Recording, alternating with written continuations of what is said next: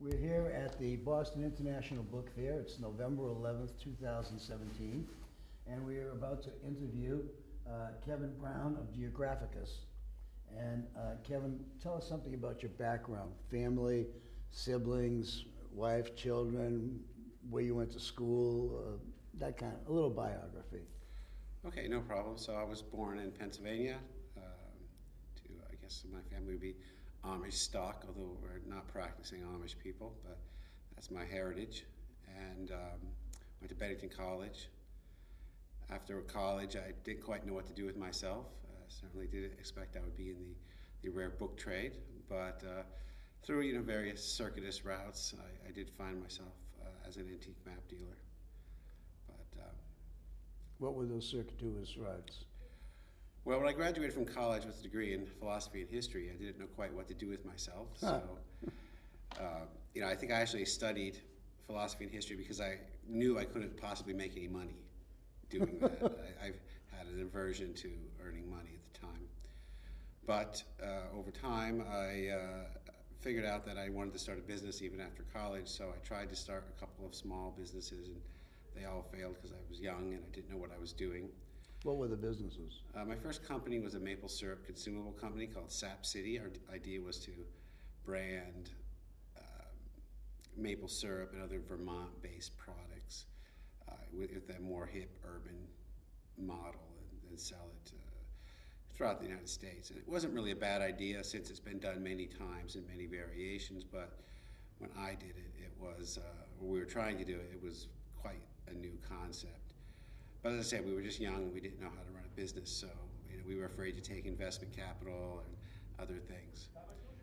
So when that business folded, I didn't know quite what to do, but a friend of mine in New York City had a place. It was extremely economical. It was an apartment that his mother had acquired after being on a waiting list for 30 years. Oh my God. It was subsidized artist housing in the best part of the city, in the West Village.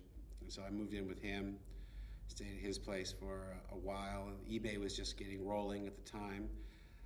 I found that I could make money selling my toys from childhood. My parents were always generous, buying me Smurfs and Star Wars figures and whatnot, and these had an inflated value for a very short time on eBay, which I was able to capitalize on.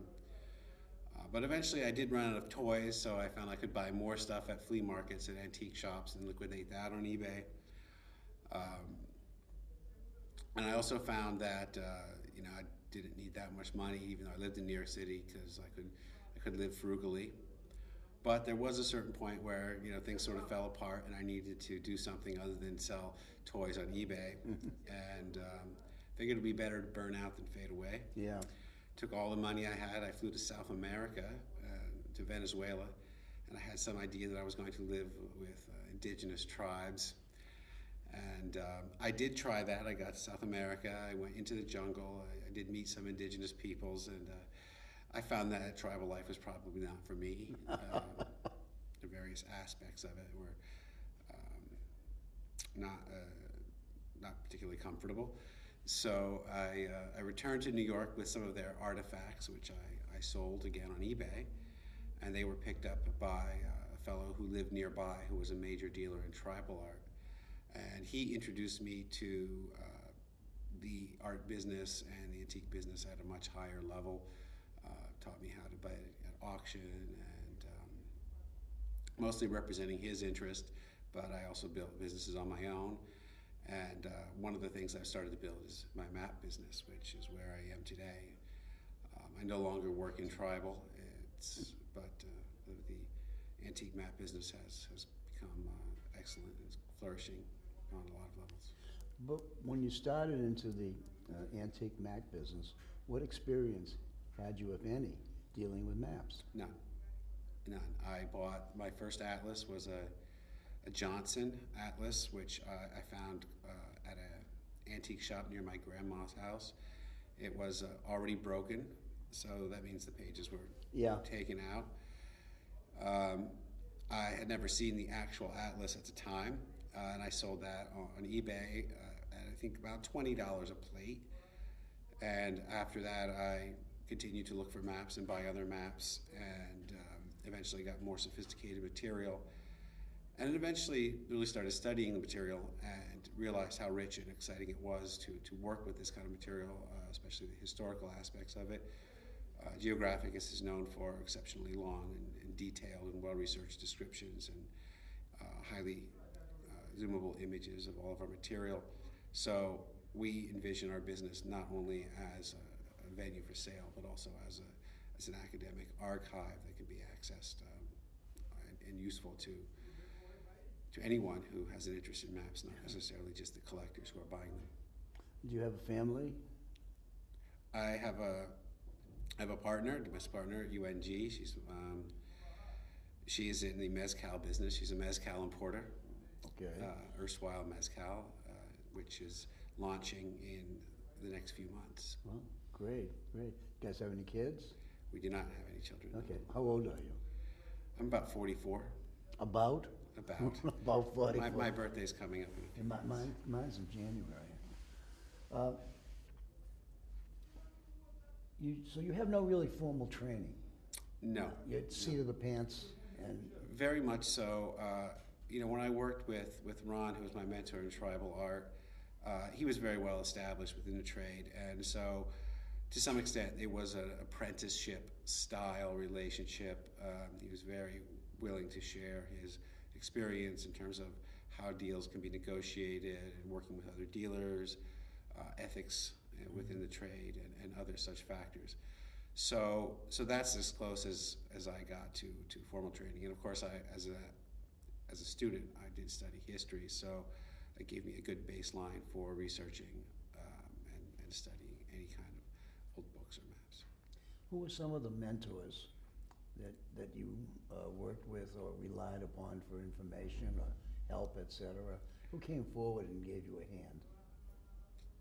Well, if anybody. I was fairly well established before I started interacting extensively within the trade. I always kept to myself. I did not do shows for many years. But when that finally happened within the map trade, the dealers who were probably most friendly to me were Barry Ruderman, Michael Bueller, Argosy Bookstore, Harry Newman at the Old Print Shop, and others. Murray Hudson down in Halls, Tennessee, was a real gentleman. But everyone in the trade, since I've sort of come out as someone who is more active socially within the trade, has been wonderful and very supportive in not just building my business, but engaging when you get something you're not quite sure what it is, or trying to learn about. There's a great, I think, a level of camaraderie within specifically the antiquarian map trade that certainly did not exist in tribal art. No, I wouldn't imagine so. Do you have any kind of like an association of antique map dealers, or? There are a few clubs and association. The one that comes to mind is IMCOAST, International Map Collectors Society, and they're fairly active. They have branches all over. They do an annual conference. So that's as close as it is. There have been trade organizations specifically within the map trade that have kind of come and gone, but nothing of substance. I was going to ask you about the internet. Mm-hmm. How does the internet work for you? I know maps are kind of like the kind of thing that you really should be holding in your hand or feeling, but can you sell them over the internet? Yes, maps sell fairly well over the internet for a number of reasons. One, they're flat, so we can scan them very easily. We can get extremely high resolution images. Right. You can zoom on our website to see the fibers in the paper. Wow. We can describe them well online, and they catalog and they archive fairly well over the internet. So most of our sales at this point come through our website. We don't issue physical catalogs. Right. We never have. And of course through shows, but our catalog is our website. It does quite well. I think it's the future of the map trade specifically. Absolutely. Yeah, it could be, especially with the resolutions that you can get. Like That's you said, right. You can see the threads in the map. Yes, and there, of course there were a lot of things. The internet certainly changed the map trade. I imagine it also changed a number of other trades, but the map trade in specific, there was a lot of perceived rarity. that has now been debunked. Yeah. And at the same time, things that were considered more common, we've now discovered are actually exceedingly rare. Yeah. And quite important. So what was once a closed door, kind of a rarefied community of dealers in London and Paris and Yeah. New York, is now open to anyone with an interest, and they have access to a wealth of material. And the material that is also in kind of remote places is now in a position to re-enter the market through these venues. The wonder of those electronic venues. Well, what year did you start on your own? Can you approximately? I think it was a slow transition. I started in tribal art when I was about 24, and I was in my late 20s when I started dealing in maps, and I continued to deal in both tribal and maps for many years, and I transitioned fully into maps in my very early 30s. So it's about 10 years ago? Or? Yeah, I would say about 15 years ago is when my map business became the dominant sort of driving focus in my How many book fairs do you do? Book fairs, I only do 2. I do this one in New York, Boston and New York. But in terms of fairs, we also do map fairs. So yeah, I'm speaking more of the ABAA fairs. Yes, we do only 2 ABAA fairs. We do the Brooklyn Antiquarian Book Fair and the New York Antiquarian Book Fair. Okay, so do you have an adversity to go to California? Do you think it's no business for you there? No, I'm actually quite interested in going to California. We recently exhibited at the first California Antiquarian Map Fair. And so transitioning and doing some of the book fairs there is not a bad idea. The main issue with California, as I recall, is that it overlaps with the Miami Map Fair, which is a major venue for rare maps. So it's not 100% correlating. It is possible to do both, but getting your stock from one end of the country to the other in a matter of days is challenging. Yeah, I would imagine, especially with maps. Mm-hmm. When you came into the map trade, what are some of the most significant things that you've noticed happen over the past X number of years? Well, I would say probably the most significant thing, which I alluded to earlier, is this major disruption within the trade brought on by the internet. So, when you have places like Germany and France and Spain and Italy, where every town had a small antiquariate dealer who sold books and prints and maps and other things, often multi-generational businesses. Well, these businesses kind of reached a point where some of them decided they wanted to start selling their things online, and this broke down this notion of rarity that was associated with German town plans and Dutch atlas maps. Some, of course, are still extremely rare and important, but a lot of stuff just keeps coming up, and what was considered, unbelievably hard to obtain, we now know is reasonably easy to obtain. Right. So I think for less agile dealers who were unable to adapt to that created a lot of flux within the trade. I think a lot of people just moved out of the trade, and again, that just pushed a lot of stuff into auction houses and major series of maps being dumped at low prices. On the other hand, like I said, there's a different angle that things are changing. Young people are very interested in maps. Pictorial maps from the 20th century are becoming more and more popular. And so there's a new kind of client, a new kind of market emerging. What's interesting and what I find sells are not this old standbys, but the stuff that's quirky and unique and hard to come by. So there is a number of major changes, and I think most of them are associated with the breakdown and transition of the European trade, and because of the internet. Yeah, I mean, the internet has changed the ball game for everybody. Do you ever deal in books? Rarely. Once in a while we'll sell atlases. Yeah, that's right. From time to time we'll have books with maps in them, government reports, travel guides,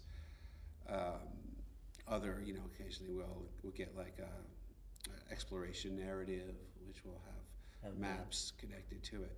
But we don't go out of our way. We really are focused on maps. So when a book comes to us, it's secondary to the map. Right. The map business must be a tough business, just like the book business is these days. There doesn't seem to be a lot of money available all around the board. Do you find this true in with people who collect maps or buy maps? Are they more or less than they used to be? I think there are more. One aspect of us, because we grew so organically from nothing. My first atlas I bought with my credit card. And we grew so organically from very low value material to, at this point, we're mid to high level material. We still have items from all price ranges. So I think there's an incredible amount of enthusiasm at the low price point with young people who are just entering the trade. And typically, like there are some anomalies, but generally I found that the trajectory of the collector is they're really excited when they're young. They can't afford it, but they buy a couple things here and there. Then they kind of forget about their collecting in their 30s when they're building their career. And all of a sudden they're 45, they're 50, they're very successful.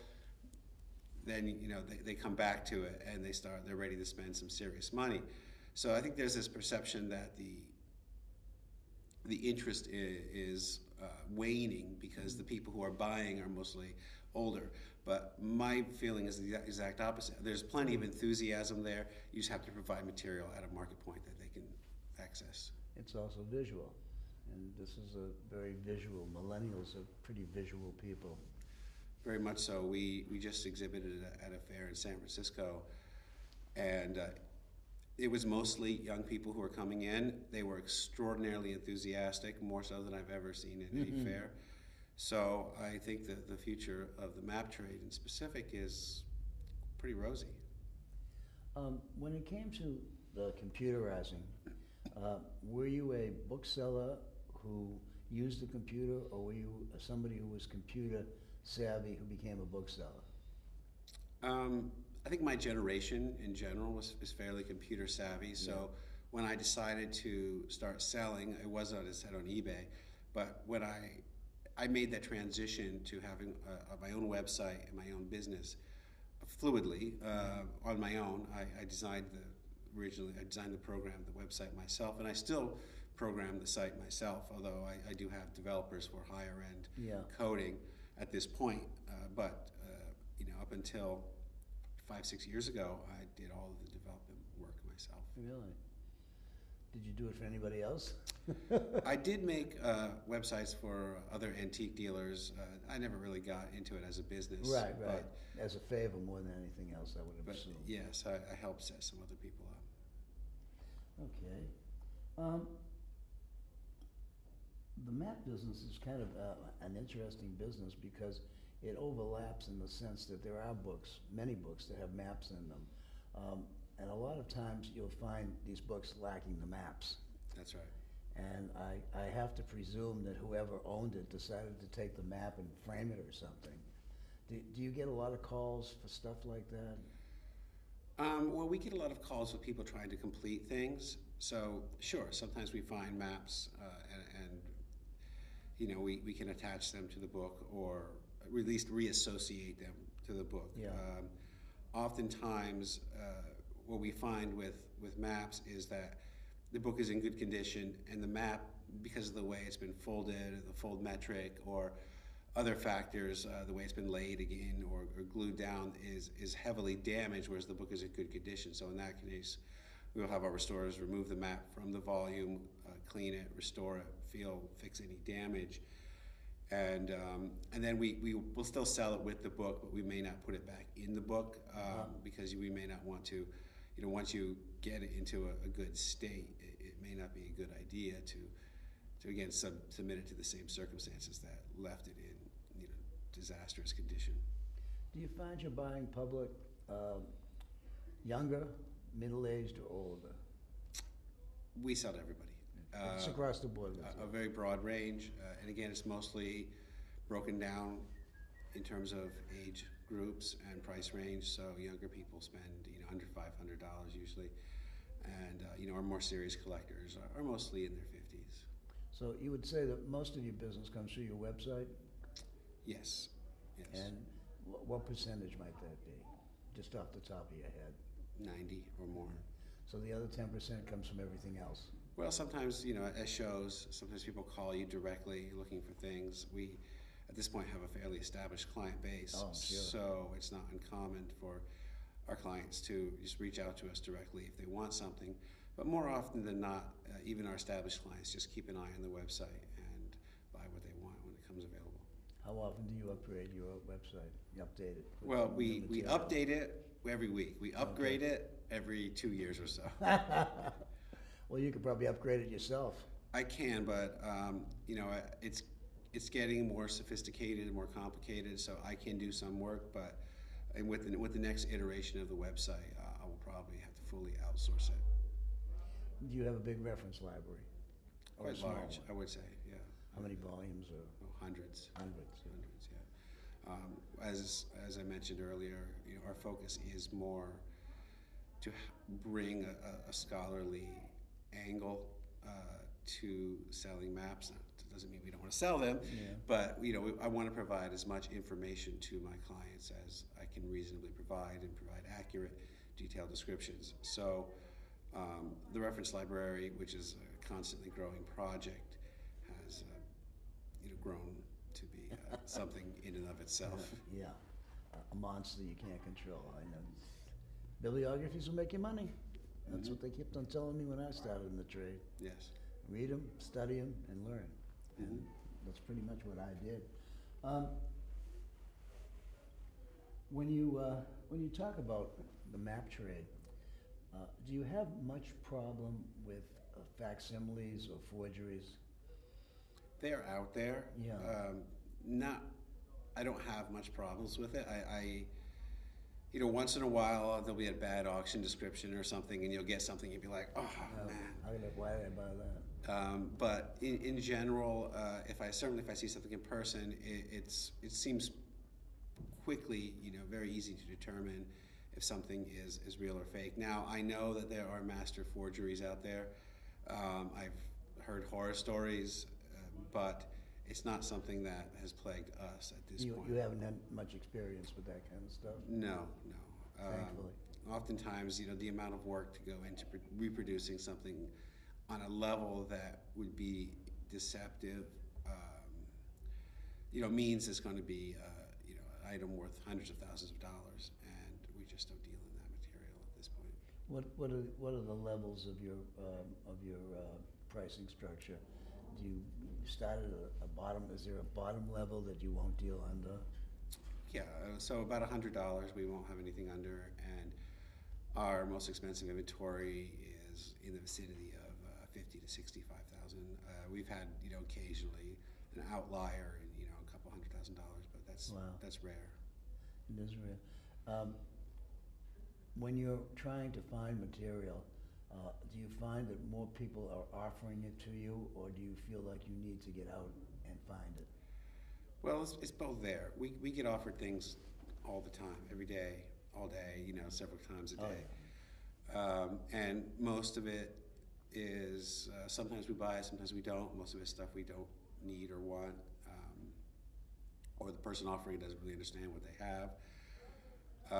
But what I do enjoy, and where I find the most interesting things, is when I really just get out there and look for it. Right. And Hit the bricks. Hit the bricks, yeah. So I do a lot of traveling. I go to Europe a lot. I go to Asia once a year. I travel throughout the United States, mostly on the East Coast, but I've recently gone to Minnesota, California, Ohio, looking for material, and in general have met with wonderful successes. So I think that if for interesting material, for me anyway, when I get interesting material, it's because I've gone out and really hunted it. Really hustle for it. This is a difficult time we're living in right now, and who knows what's going to happen next. Do you feel like collectors are sort of holding back a little, waiting to see what's going to go on, or are they just continuing on their life? It's hard to say. I just had a very interesting conversation with another dealer who was describing receiving a call during 9/11, during the actual event, and it was from a established collector who had been buying regularly, and the collector said, I would like to buy this map, but do you know what's happening right now? And the dealer's like, no, what's going on? They had not turned on the news or really been watching. And he's like, well, this is the last map I'll be buying from you for a long time. and the consensus we had was like, well, why is that?